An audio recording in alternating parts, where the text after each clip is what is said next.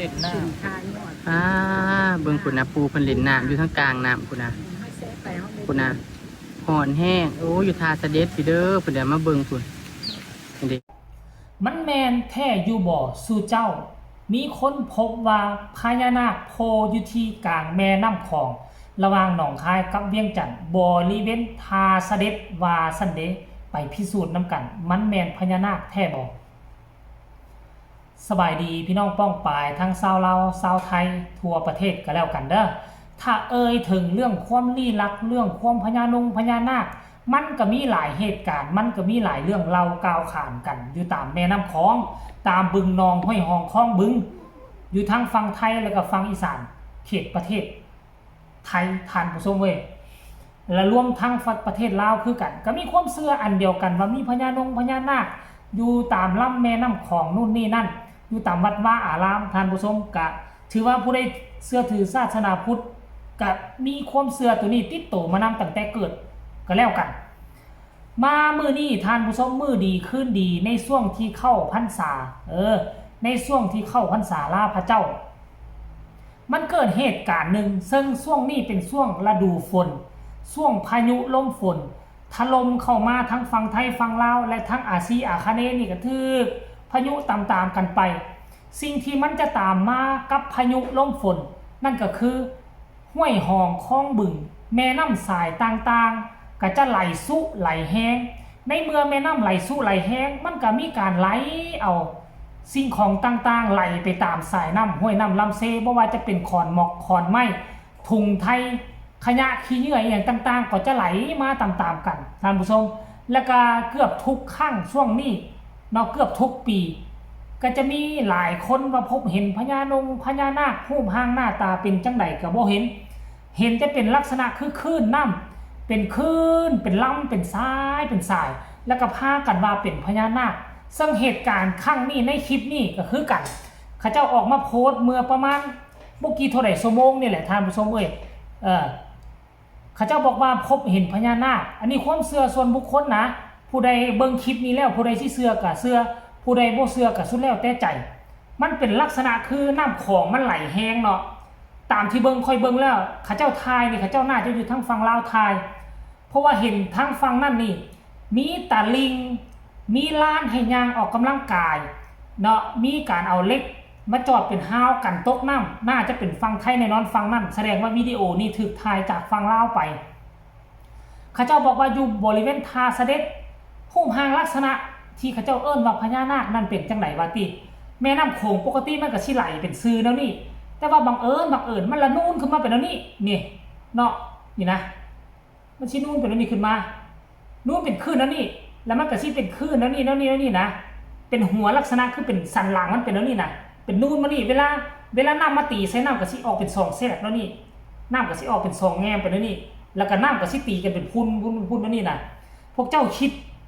ดเห็นสภาพบ่ขั้นกรณีว่ามองใดที่มีขอนไม้หรือว่ามีหมักหินเป็นโงนหินลักษณะนี้เวลาที่น้ำมาไหลใส่มันก็สิกลายเป็นคลื่นแล้วนี่ไปเลยตามที่ค่อยสังเกตการเป็นลักษณะแบบนี้แหละเป็นลักษณะคลื่นแบบนี้แหละแต่ว่า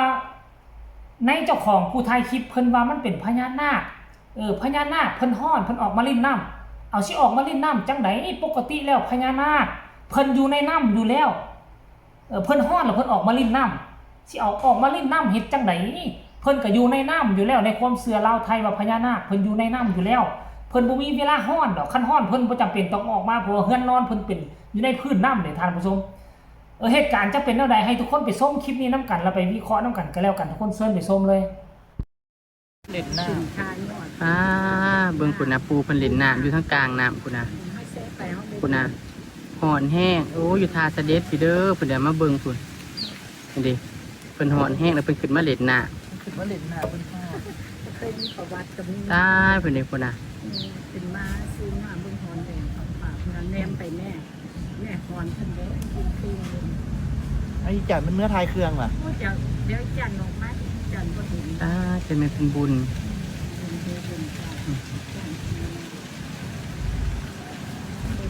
ขึ้นมาให้ลูกให้ร้านได้เห็น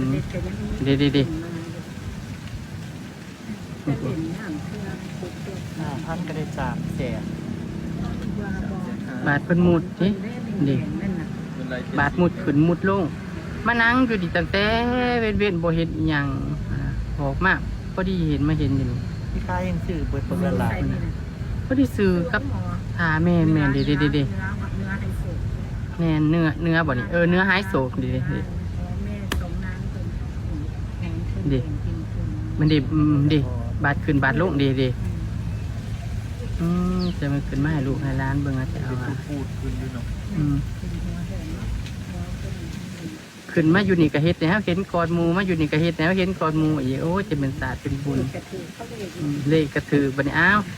มาเด้ออยู่ทาเสด็จพี่เด้อมานางเบิ่งนางหลิงอยู่นี่ขึ้นให้ลูกให้หลานเบิ่งบ่ายสามเกือบ4 โมงเพิ่นขึ้นพอเฮากินข้าวนางอยู่นี่ก็บ่เฮ็ดอีหยังบัดบ่มีไผไปหุ่นเพิ่นเอ้ามีหยังอยู่ข้างกลางน้ำอะไรวะ เป็นขึ้นมาเล่น นี่ดิเอาหางดิเห็นบ่ดิมุดขึ้นมุดลงโอ้เดี๋ยวมุดลงได้นี่ มุดลง ดิ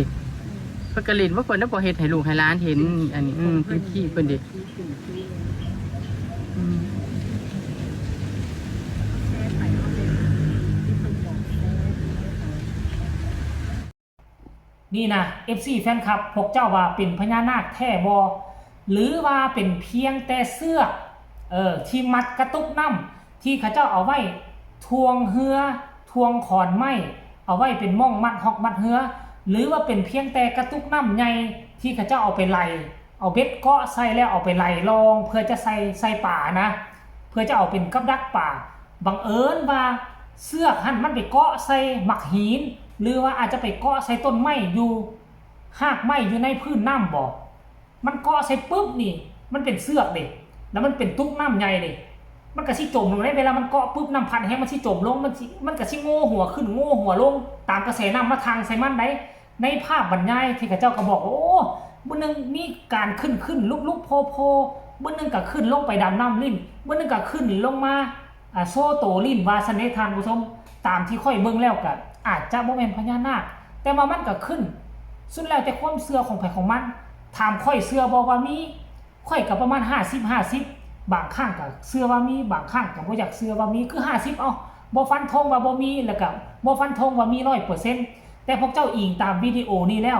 FC แฟนคลับพี่น้องทั้งชาวลาวชาวไทยผู้ที่เชื่อเรื่องพญานาคพวกเจ้าเบิ่งแล้วพวกเจ้าวิเคราะห์แล้วมันสิออกมาในรูปแบบใดเนาะปกติแถวนี้น่ะคนมานั่งกินข้าวกินน้ำหลายข้างหลายข้าวก็บ่มีบ่เห็นแล้วนี่ได้บ่มีบ่เห็นแล้วนี่ลองพวกเจ้าไปสังเกตเบิ่งเด้อคลิปนี้น่าจะถูกถ่ายคันบ่มื้อเช้าก็เป็นมื้อวานนี่คันพวกเจ้าไปติดตามเบิ่งบริเวณทาเสด็จยังเห็นทุกมื้อก็แสดงว่าบ่เป็นพญานาคที่ใดสิมาอยู่หั่นหมดเว้นหมดคืนบ่ฮู้จะกลับบ้านกลับซองแม่นบ่ล่ะให้ทุกคนไปติดตามเบิ่งเด้อซุ่มอยู่แถวท่าดงท่าเรือแล้วก็ตรงกันข้ามกับเขตอันน่ะอีหยังก็ทาเสด็จให้พากันเบิ่งเด้อว่ายังเห็นบ่คันมันก็คือคนเฮาเลยพญานาคก็มีเงินมีซ่านนี่มาต้องฮู้เวลากลับเด้คันว่าบ่ฮู้เวลากลับเฮินกลับซ่านนี่ค่อยว่าย่านว่าสิบ่เป็นพญานาคเลยนะเอ้าสำหรับซุมเจ้าคิดว่าแม่นพญานาคหรือว่าแม่นขอนไม้หรือว่าแม่นตุกน้ำก็ให้คอมเมนต์มาแลกเปลี่ยนบทเรียนนำกันได้บ่เชื่อแต่ก็ขออย่าให้ลบหลู่ขอคนละ1 ไลค์ 1 แชร์เท่านั้นพอกันใหม่ในคลิปหน้าสบายดี